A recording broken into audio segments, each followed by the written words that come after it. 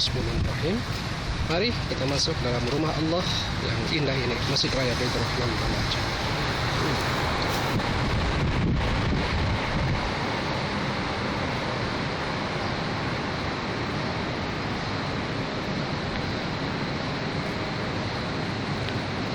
Now we are in the mosque, inside the mosque. We are inside of the mosque.